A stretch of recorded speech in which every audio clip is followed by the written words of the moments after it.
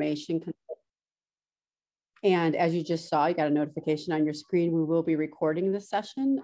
Everything that the consortium does, most everything is part of the public record. And we will post this recording on their website so that you or any of your colleagues could review it later if you have a question that you wanted to go back and look at the answer for or share something. So the chat and the recording will be made available to you. I'm Stephanie Murray. I'm the director of the Center for Cooperative Media at Montclair State University, and we are the host institution for the Civic Information Consortium, which means we assist with back office support, such as helping them host information sessions like this. Today, you will hear from 3 board members, Molly DeAguiar, John Seelock, and Chris Daggett, about the current open grants opportunity, and you'll have lots of time to ask questions. They will do a quick overview, introduce themselves, and then we'll open the floor up to questions. And I'll hand it over to my colleague, Joe, who will talk a little bit about how we're gonna run the Q&A today.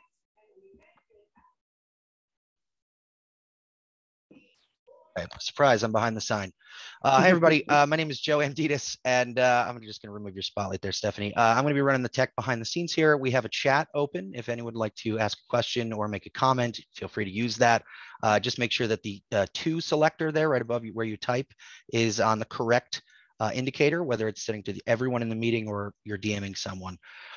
If you have any issues or technical problems, please drop them in the chat or DM them to me directly, and I will do my best to help you out behind the scenes. You can also use the reactions feature if you want to just sort of silently express approval, and you can raise your hand if you'd like to ask a question, unmute, and ask it out loud. We'll try to get to as many of those as we can, and we'll try to get to the questions in the order that they come in the chat, though that does get a little tricky with the hand raising and stuff. So we'll try to do the best we can to make sure everybody goes in order. And with that, I believe, Stephanie, I turn this over to board members, correct? Yeah, so it's over our board members. Okay, I'm going to introduce our board members here as they come up. We have Molly DeAguiar, we have John Seelock, and we have Christopher Daggett. So I will step back now into the void. I will turn that text off and we can go.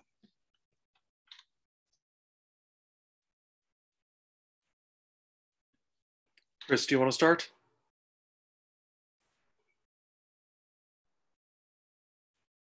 Since Chris is muted, he probably shouldn't start. We're all doing the same thing. Sorry about that. I just wanted to say welcome and that we look forward to your questions and a good sense of what's going on. We really appreciate your interest in the consortium and in applying for a grant. So let the session begin, and I think we're going to start with John giving an overview, but first, Molly, do you want to introduce yourself quickly? Sure. Hi, Chris. Hi, everybody. Thank you for joining us tonight. We're happy to be here. I'm Molly DeAguiar, happy to be on this board and happy to answer your questions tonight. John, it's all yours. All right. Joe, are you doing any kind of screen share? Yes, I am. I'll go ahead and just share my screen here, and you can walk yourself through the website or wherever, however you'd like to do it. Does that look good to everybody? Yep, I can see it clearly. Okay. Okay, so my name is John Seelock. I'm one of the board members. Great to be here this evening. Just want to give a quick overview of just some of the stuff that we're doing and the grant guidelines for this round of grants. This is our second round of grants. And all this can be found on the website at njcivicinfo.org. Just click on grants at the top of the homepage.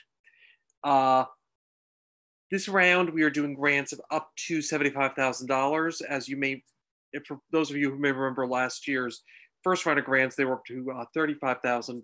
We had 14 grants that we gave out during that first round. Now, this time around, we've tweaked the call and what we're looking for a bit. As you can see, we're looking at projects, some of the things we're interested in are projects that grow and strengthen the local news ecosystem, particular focus on new and existing, and projects in serving communities of color, immigrant communities, non-English speaking communities, and other systematically marginalized communities. Diversifying the state's journalism pipeline, so that's media education, journalism storytelling training, and ways just to get more people involved. And we are also giving preference to support middle and high school journalism projects as part of that.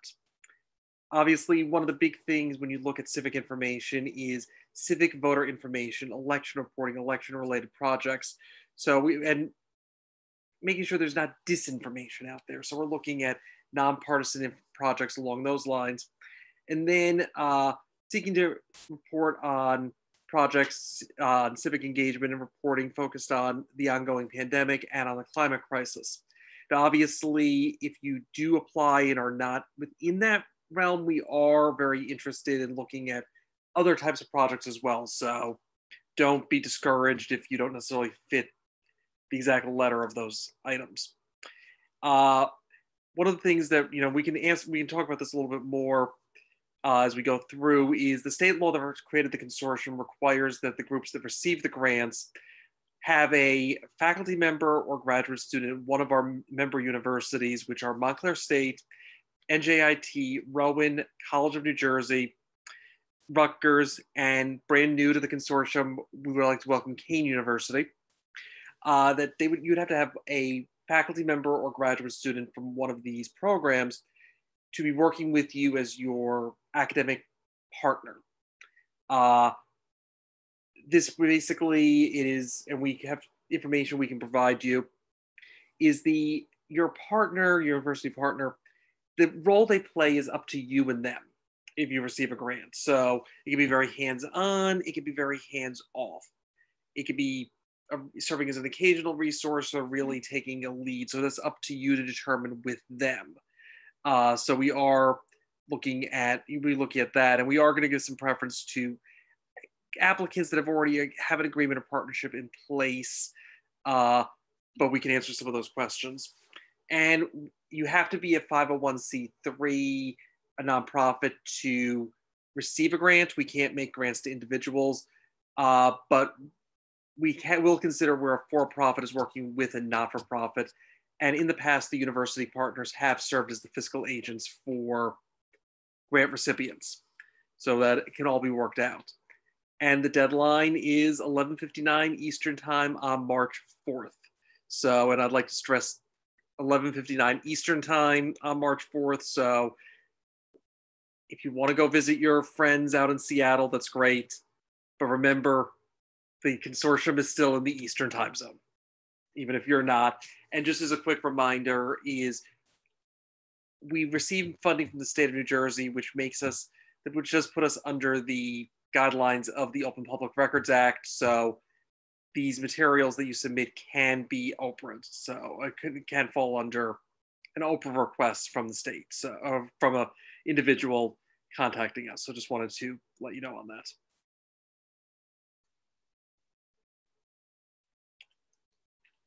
And obviously, if you have follow-up questions afterwards, info@njcivicinfo.org.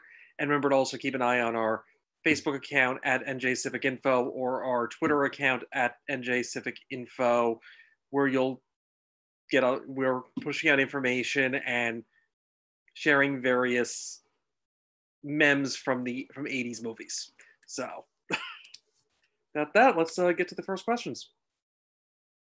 And Stephanie, by the way, put some information in the chat feature in addition to that. So you might want to just take a look there, just to some other aspects. Since there's nothing in the chat, I'll just say one of the biggest questions that we get is about the relationship between the partner university and the grantee. Can you break down, Chris or Molly, maybe break down a little bit what that experience has been like from the first cohort and what you've learned and what that actually looks like in practice in some cases? Go ahead, Molly. Or actually, John, I think has had actually more interaction with the issue on a day-to-day basis. I mean, I can give you the general overview, but John, I think you've had more experience with the specifics of that. Okay, so it's a combination. It really does vary based on the relationship that you and the faculty member, and by the way, I say faculty member, where we are open to university staff as well who are not technically faculty. It can be just serving as a resource, answering questions, pointing you in the right direction. I know one of our projects in the first round in Blairstown, their university partners really served as a they're creating a new local news site out in Warren County. They're serving it really as a resource in pointing them in the right direction, providing them with expertise. I was talking to another of our projects, and their faculty partner at TCNJ is really working, just answering the occasional questions. Some are really taking a hands-on approach in that regard. Others, it is, the occasional question. And I think it really does vary. So one of the things that is important when you're looking at different university partners is what type of expertise are you looking for from that university partner, and what are you trying to get out of that relationship? So we are really wanting to talk about those things, and obviously that's something that you should really think about, is just that type of relationship. So okay, I think Stephanie said Jeff had a question. He raised his hand. Yeah, Jeff raised his hand and he dropped his question in the chat too. I did, but I can talk. Okay. Awesome. Take it away. Yeah, I walk, I talk. My question was simply this: if you have applied in the past, all right, and been turned down, is it silly to apply for the same program again, or will you reconsider that? We will definitely reconsider it. And in answer to your second question, is there more money from the state this time around? Yes. Last time we had in fiscal year 21, we had 500,000. This year we have $1 million. So no, we're not making fewer grants for more money. We're hoping, I'm not sure how the balance will come out yet. We're trying to do it in a way that works for everyone involved, recognizing that in the end, $1 million doesn't go as far as everybody would like it to. Great, thank you. You're welcome. I would just add a little bit to that. So we are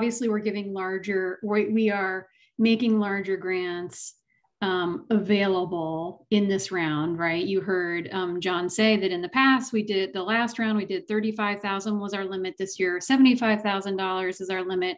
It doesn't mean that you have to apply for the full amount. We don't know what's going to come in for the proposal. So it's hard to say, will we give a lot of big grants? Will we give a lot of little grants? It kind of depends on what comes in through the door. And Chris, correct me if I'm wrong, but it's about 850,000 total for grant dollars this year. Yes, it's probably going to be right because we have the full million overhead costs, right? Yeah, because we have some overhead costs that we use for, we take some of that money for overhead costs, but I think it's about 850,000 in grant dollars. And just to be clear, the reason it's that is last year, the statute allows us to, or actually calls for us to hire an executive director and program staff. Because we only had $500,000, we decided the first year to review all the grants through the board members themselves on it's a volunteer board, but they agreed that we'd rather put the money into grants. So we literally put all the money last year into grants and some training. And this year we'll probably be bringing on an executive director. I don't know the timing of that, but the point is we're reserving some of the money to cover those costs. Question from Natalie. Can you talk about the evaluation criteria that you use when reviewing the grant proposals that you receive? Molly, do you want to take that? Yeah, sure. I mean, it's kind of a complicated answer and it might be a little unsatisfying, so I apologize ahead of time, but we're looking for a number of different things. We're looking for, how well does it fit the guidelines that John just outlined for you? We're trying to make sure that the final grants that are made represent sort of geographically the whole state. I can just share, like in the first round, we got a whole lot of proposals from Newark, and we had to turn some of the ones that we would normally otherwise fund, we had to turn down because we were trying to make sure that that money got all throughout the state. We obviously a university it says in the guidelines, having a university partner is a preference, but not a requirement. So that's helpful. Logistically for us, it's just helpful if there's a university partnership already in place. What am I missing, John? I feel like I'm missing something. I think you've covered it. I think the only other one would be is we try to spread around so it's not all training programs or stuff like that. So it's sort of like we'll keep into account what the different projects are, so we can. Right. There is a balance on that regard. Right. It's like a variety of media making projects. It's not just all like civic voter projects or, other like too heavy in any one category. We really try to make sure there's a variety. And I'm just going to take Christine's question. How big of a disadvantage is to be submitting from Newark? I don't see it as a disadvantage. It was just, we happened to have a lot from Newark in the last round, and we were trying to balance, because they were all really good projects, and we're trying to balance it out with the rest of the state, but there's no disadvantage. And let me go back, if I may, to the question about a university partner. I'm not sure if it's clear or if you all are familiar with the fact that statute called for this consortium to consist of 5 member universities, which are the public research universities of the state of New Jersey.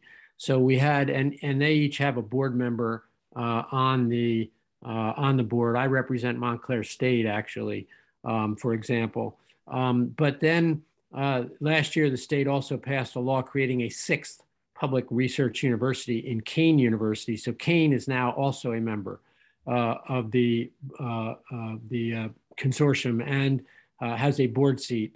We have tried to begin the process of getting a cadre, if you will, of people willing to partner in case we come up with people, or that we have applicants who need a grant partner, because last year there was some real difficulty in matching people, partly because we were just starting up, partly because some universities weren't really plugged into it yet. I mean, it was all new, and we're getting better at it. We probably aren't as good as we ultimately will become, but we're getting there. And that's why I think Stephanie put in something that says, if you don't have a partner, reach out to Stephanie, and we'll do our best to try to connect you with somebody who can act as a partner university. And to the question about other universities becoming members, no, it's just a statutory provision. And that's why we have these 6 public research universities. There are, you can partner with another university, but that university would in turn have to partner with one of the 6 member universities. Yeah, and we did have that. Yeah, it was Stockton and Stories of Atlantic City did that last time. Right. Yes. Yep. Question from Christine: are all grants for projects that must complete in 1 year? Yes, but we have granted extensions on a case-by-case basis for past that 1 year. Yeah, typically, what's kind of tough about the Civic Information Consortium is being funded by the state. We don't know from year to year what money they might give the consortium. So we typically want it to be, we think about these projects in terms of a year-long project, but we also understand that sometimes it takes a while to get something off the ground. Maybe you're hiring somebody, it takes a while to get someone on board. So we are flexible about that, but you should be thinking about it in terms of at least a year's worth of funding. It may be that your project has already been happening and it's a long-term thing, and this is helping you get funding for this particular year. It's really helpful in the proposal to give us a sense, give us a bigger picture of your project. Is it brand new? Are you trying to get something off the ground? Is it something that exists? Is it something that you're trying to get off the ground, but you think it's a 5-year project or a 10-year project? Like, give us that horizon, right, to help us understand it better, because a lot of these, we're going to be very unfamiliar. Maybe we'll be familiar with some of them, but most of them we won't be. And it's really helpful to give us as much context there as possible and to help us understand how the funding would help you in this moment in time, right? Like, help us understand what you need right now and how it's going to keep your work going and how you're thinking about the future. Christine, does that answer? Yes, thank you. Awesome. Josie had a follow-up to what we were discussing earlier about the evaluation metrics that are used. She wanted to know, is that matrix public anywhere, which I don't think we have it up anywhere.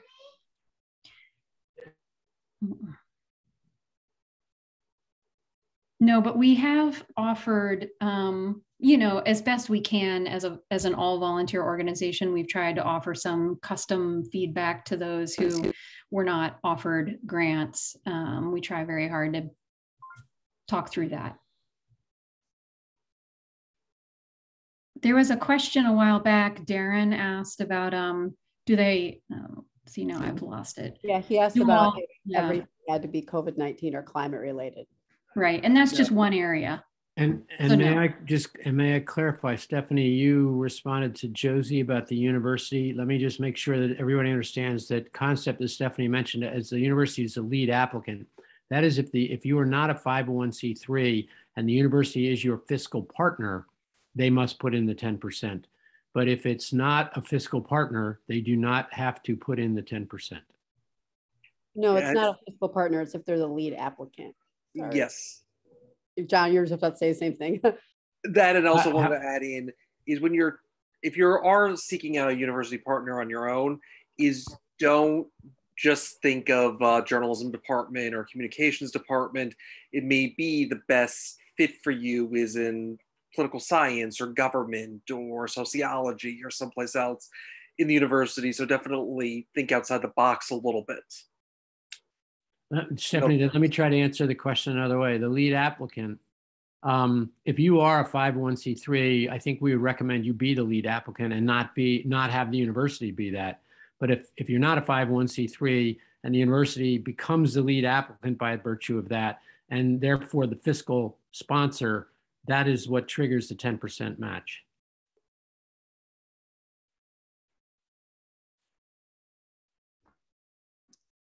You have other, Stephanie, other question. Sorry, I was going to offline later.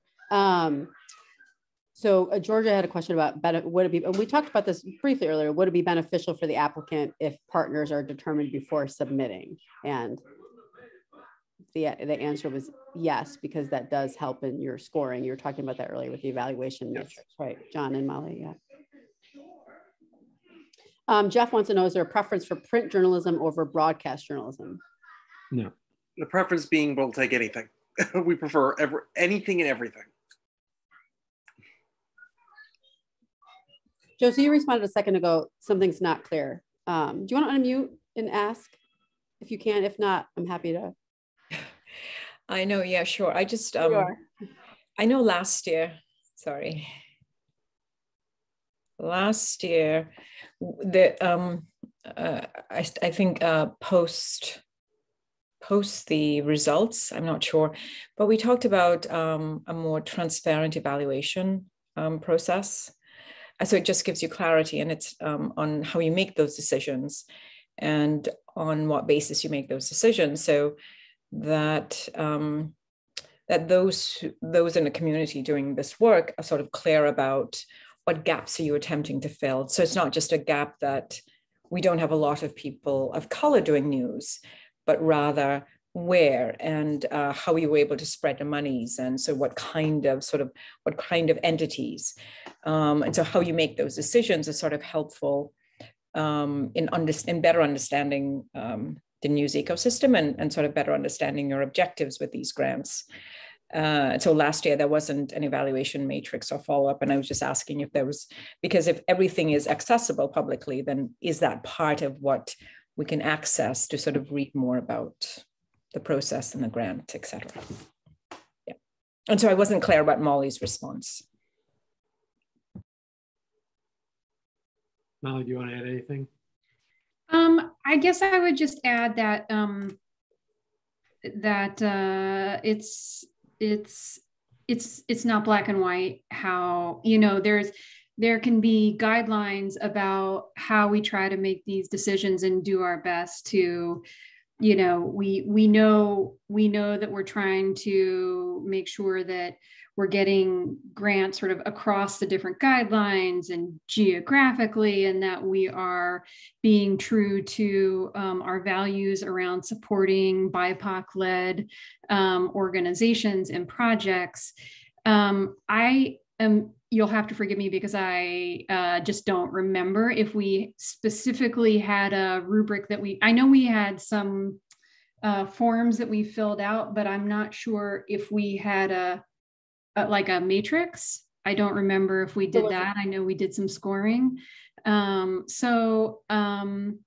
And I'll be honest, I don't know what the law says about if we have to make everything public, if we make, if there's some part of this that we don't make public. It can be a very delicate process when doing grant making. So it's not quite as cut and dried as you hope it would be. Yeah. And I'll let Molly and John correct me if I'm wrong or add to it in some way. But one of the difficult parts too is let's say we had a good matrix that we made public, but we're trying to tell everybody, we're not trying to tell you what we want. We are asking you for your ideas. And sometimes an idea may be something that comes in and we go, holy cow, that is really an interesting idea. And it doesn't fit the same, it's just hard to put a matrix to it in some way, but it grabs people. And that's why we have more than one person read a grant proposal, for example. We try to get a sense of things. So while we hold as much as we can towards some sort of a matrix or some sort of a rubric that we're following, we don't want to put it in such a way that it looks like we're telling everybody what to do. And I know, to follow up on what Chris was saying, is I know if you had asked me last year what I was expecting to come in versus what came in, I think it would definitely be, my guess would have been different from what came in, because there were a lot of really creative and innovative projects from around the state. And I know we put in a lot of time into evaluating and really discussing these and trying to figure out how to make these decisions. It was not a cut and dry process. So it's definitely, we're trying to sort of balance out these really innovative projects and also trying to see, fit the needs across the state. And really, hitting all corners of the state is one of the things we are concerned, because obviously as a taxpayer funded organization, we want to make sure we're helping people from all across the state, since that's funding us. I'm going to add one more thing, and not to beat a dead horse, but I think another way of sort of thinking about it is when you put a rubric out in the world and you say these are the rules, and not rules, but sort of the guidelines that we are evaluating any given proposal. For those who there are lots of proposals that meet those guidelines that still do not get a grant. And the reason why is because there might not be enough grant money. There might be another organization that is doing something really similar and we have to choose one over the other. It might be that we have too many proposals from Newark and we need to pick one. So there are a lot of reasons. So it's really, I think I have found, I've been in philanthropy for a long time, and it's really challenging when people say, well, I fit your guidelines, why didn't I get a grant? And I feel for that, because you probably do meet the guidelines, but there are all kinds of other factors around that decision making that just make it a little bit more challenging to balance all the various factors to try to do the best you can to make those grants. And a lot of times you do have to turn down a lot of really awesome stuff. And a lot of times when people come to us and say, well, what didn't you like about the proposal? The answer might be, your proposal was great. But we didn't have enough money to do all the things that we wanted to do. Or, we just had to make a choice and we ended up with this choice instead of this one. Natalie has a question about what is needed to establish or formalize a partnership with a university. Okay, you can, obviously that's, could be done on a one-on-one basis with the university, and obviously what the university's policies in regards to forming that relationship. But some were established through just an email back and forth with a faculty member, and maybe they brought in their dean or someone or department chair who just had to finalize and approve it. I know in terms of a couple of groups are using Rowan as their fiscal agent, and there is some documentation to establish that relationship that was done with Rowan, and that we're able to try to keep that so it can be utilized at other member universities around the state. So if you're using them as a fiscal agent, so some of that, it's a little bit of a variable in that regards, but in terms of the most formal thing is when the fiscal agent becomes the university. There's definitely a lot more formal regard, but a lot of it can be done just through simple email exchanges and stuff like that. Out of the previous grantees, just to give a little more context, only the ones that worked with Rowan had a lengthy agreement because there's actually a sub-grant. And so if anyone's familiar with pursuing grant funding, that's I see a couple people nodding, yeah, that you may end up in a situation where you will be a sub-grant for a university. In other cases, it's just yes, we'd love to work with you. Here's how we'll work together, and it's much more informal. So I just wanted to add that sub-grant in there. Josie had raised her hand a second ago to clarify something. Josie, do you want to unmute real quick? Sure. So I didn't mean to create any sort of strain in answering the question. It was simple, just if you're following Oprah guidelines, will this, regardless of what the matrix is, whether it's a quantitative analysis or a qualitative analysis, to what extent would it be available? It was a very narrow question, simply because that is a new sort of component on the grant guidelines. And I have been a grantor. I've been on the side of having to use a matrix, create one, and explain it to grantees. And you're absolutely right. Everyone can fit into guidelines, but not everyone can be funded. And that comes with a whole host of sort of analysis, right? And a lot of it has to do with monies, and also sort of, and it's true, you can have many grants on the same thing in the same area. And so that becomes a little difficult. My question was simply narrowly, if everything is accessible publicly, will that be accessible as well? It was a very narrow question and not meant to create any anxiety around how do you explain yourself and your actions. And forgive me, because I think that I could see it expressed by all three of you. It's simply, if it's Oprah, is this part of Oprah? Yes or no?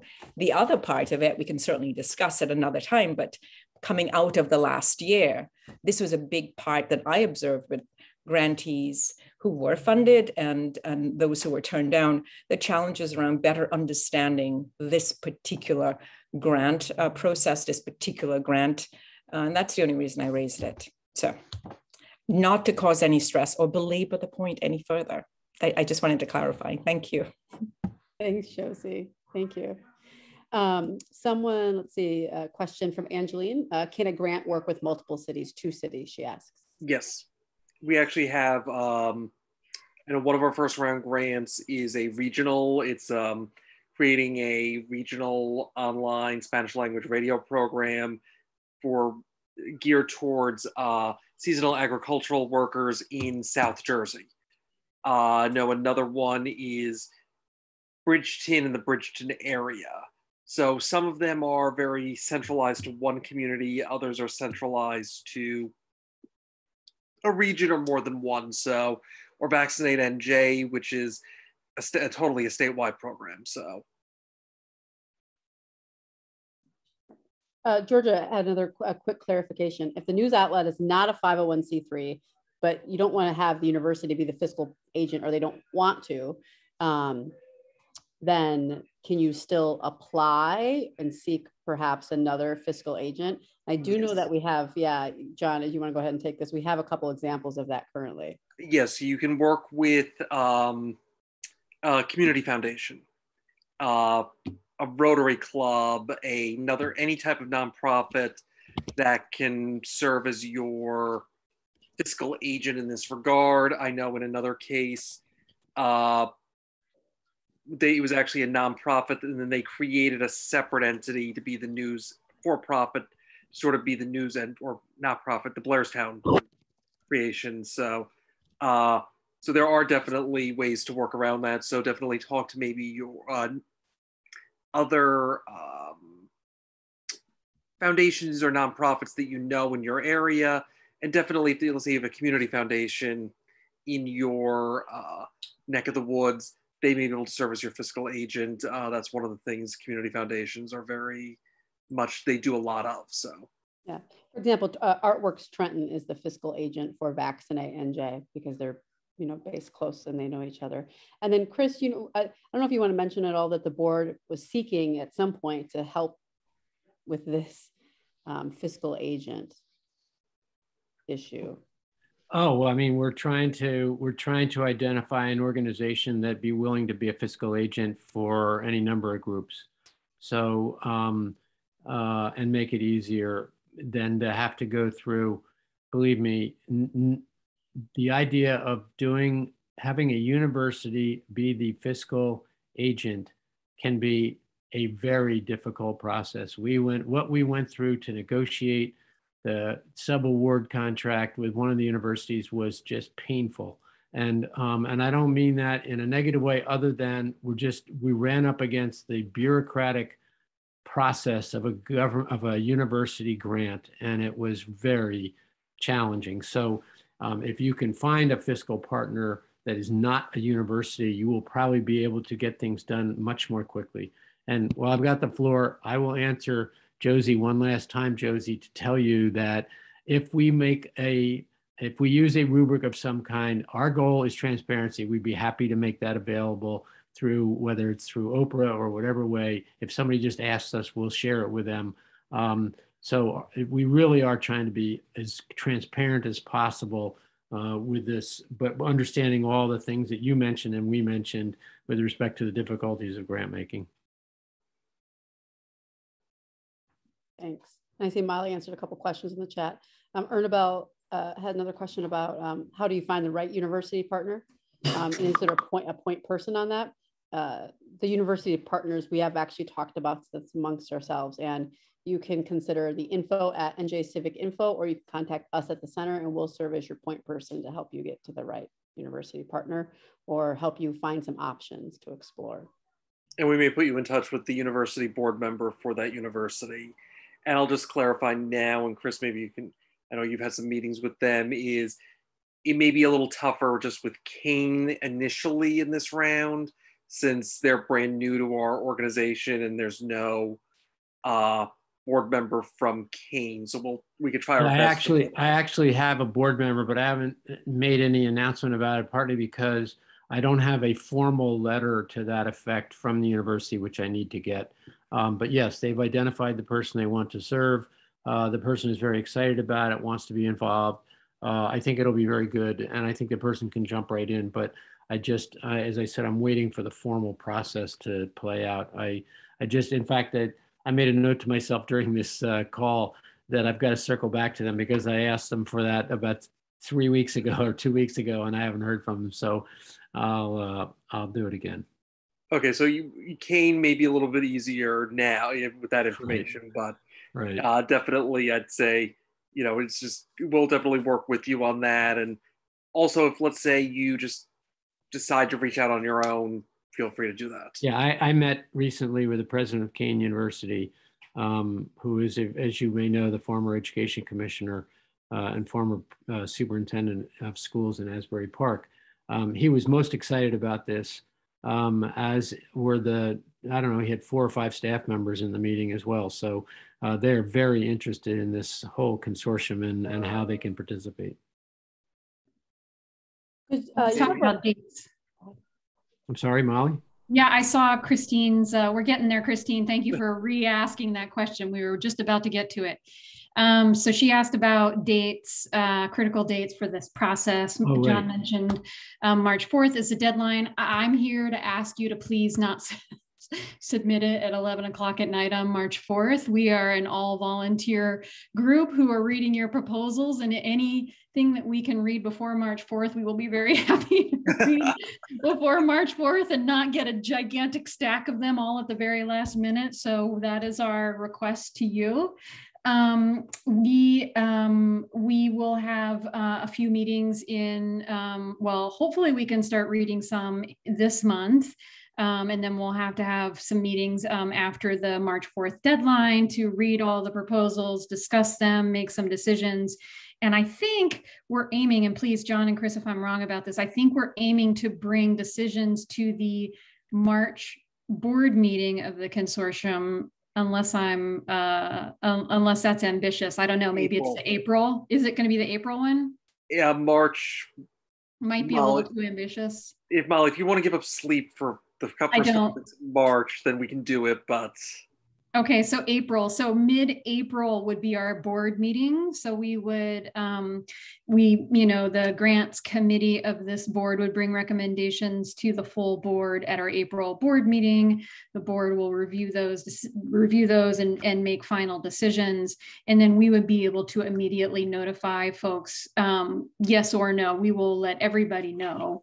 You won't not hear from us after decisions have been made. So late April, so keep that in mind for your timeline of your project. That's an important thing to note about that. And then we would get payments out probably in May, I'm guessing. It took a couple of weeks after, and that was just if you have a partner in place, or if you're just if you have a fiscal agent in place. So sometimes there's a slight delay on that one, but I think the bulk of the first round, and Chris, correct me if I'm wrong, the checks were able to go out within 4 to 6 weeks after the decision. Yeah, I mean, and to be honest with you, for those who are given a grant, the faster they can do some paperwork to demonstrate, for example, that they're 501c3, and then there's a few things, but the faster they get it out, literally as soon as we get that information, we don't send all the checks out at once. We get that, once the grants are decided, we get that announcement out all at once. But who gets the money first is who can get back to us quickest with the paperwork. And it literally goes out the same day or the next morning from when I learned from Stephanie that we've got everything in place. Okay. Your question, does it hurt chances of being funded if a nonprofit submits more than one program? No. We're going to consider every application on its own merit and individually. So if nonprofit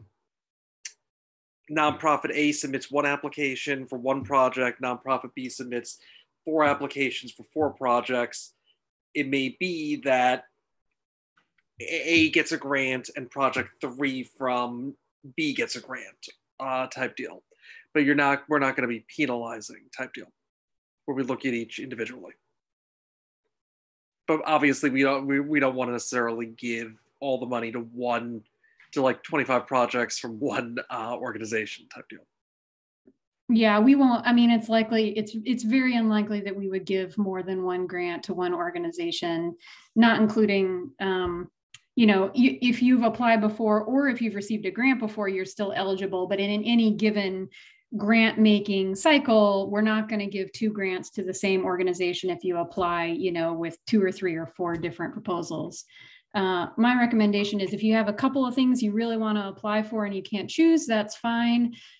I would say probably don't apply for 3 or 4 because I think it's going to be hard for us to really understand from you what is your top priority that you would really like to receive funding for. So that would just be my casual advice. And yes, the application is already open. And obviously, if you can try to combine some of those projects together within the $75,000, go for that. I know one of our first round grantees put together 2 projects into one application that they were able to fund with their $35,000 because they wanted to pursue both, and they were able to budget it within the $35,000. Okay, thank you. Got a question from Josie next. Yes. So hold on. A news organization headquartered in one city covering stories and working with community writers and in other cities apply to support. So Josie, maybe if you want to unmute. So you just to clarify. So it would just be hypothetically a news organization headquartered in Newark, but they're working with writers covering Hoboken? Patterson. Okay. Elizabeth, with coincidentally with different academic partners for example, right, Keene is doing a project in Patterson that we're going to write about using students in that area. And those students are going to be part of an overall citizen journalism training program that our board chair, Robin Fisher, is designing and will teach. So we're going to have students from different geographic locations who are going to participate in this workshop and write stories in communities where news and the kind of work that we're going to report on not being covered. So that's the sort of tricky piece for us. I just want clarity so I know if I have to narrow myself. No, there's not. If you're doing it where it's, you're headquartered in one, but working with people, that's totally fine. Totally Okay. fine. Okay. Last question from Natalie here. Are both program and operational costs eligible? Yes. Two big thumbs up. Awesome. We're believers in operational support and understand the need for it. Does anyone else have any other questions? Can you raise your hand or drop something in the chat? And if not, we'll have some closing remarks and wrap up. No, it's all right. Anything to close, Chris, John, or Molly? John, anything you want to add? Just definitely, remember the deadlines. Remember Molly's plea to try to get it in at 11:59 a.m. on March 4th. Gonna buy you some 12 hours there. I mean, can we maybe even do it a week or two before? I'll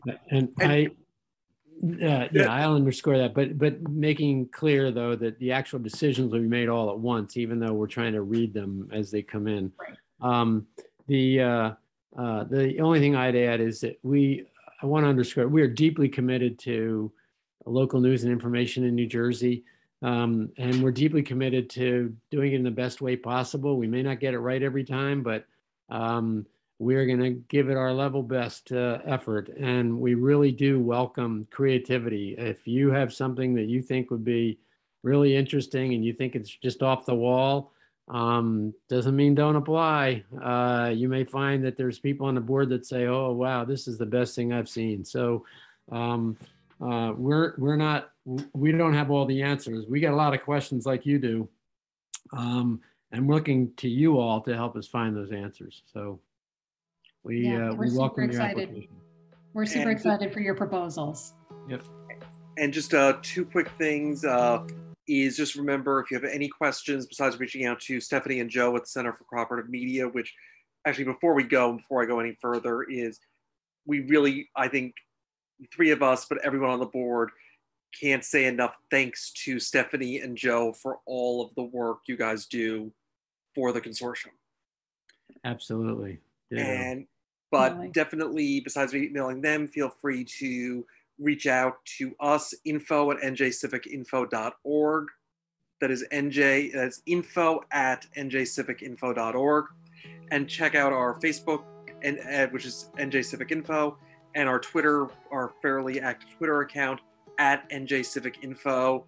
We'll be posting just different updates and stuff will be on there. So you'll definitely get, if there's anything changes in terms of anything you need to know, or you want to just be reminded about deadlines and stuff like that, feel free to check out that, because we'll be sharing a lot of information that way. So feel free. And we have one more. If you have any follow-up questions, Stephanie, you want to just clarify the next info session? Yeah, that's what I was going to say. There's one more info session if you have other questions. Yep, one more info session on the 17th. It's in the afternoon that day. It is at 3 p.m. So we can, the same way you signed up for this one, the Eventbrite, we can drop that link in the chat and send it to everybody too, in case you want to come back or send some else for your team. And there's a link to sign up in the chat room. That's just playing everyone off the stage. So. Thank you all. Have a good night. We'll send the report. Thanks, everybody. Bye. Thank you.